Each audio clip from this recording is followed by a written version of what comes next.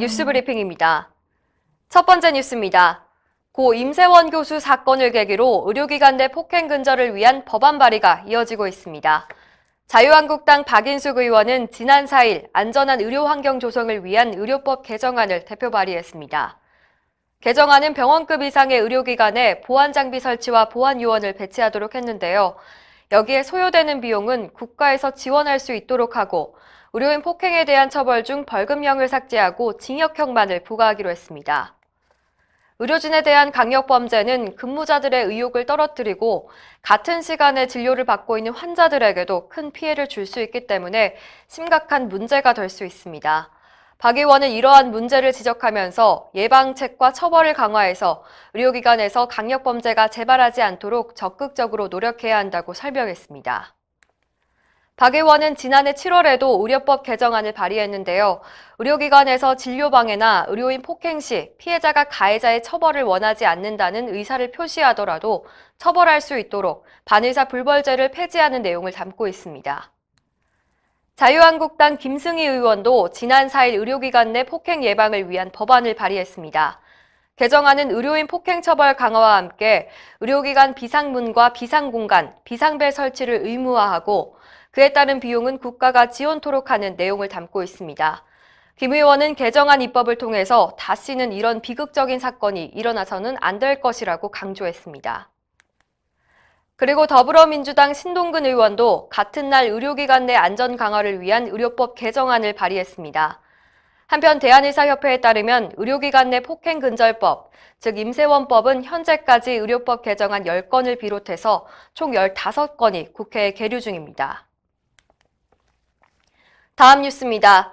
최대집 대한의사협회장은 지난 3일 의협 유튜브 채널인 KMATV를 통해서 신년사 영상을 공개했습니다.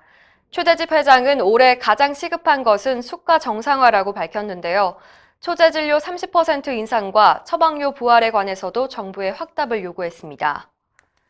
그 외에도 의사면허 관리기구 설립과 준법진료 매뉴얼, 그리고 수련비용 국가지원 등 조속히 해결해야 할 문제들을 언급하면서 함께 뜻을 모아 극복해 나가자는 의지를 밝혔습니다. 다음 뉴스입니다.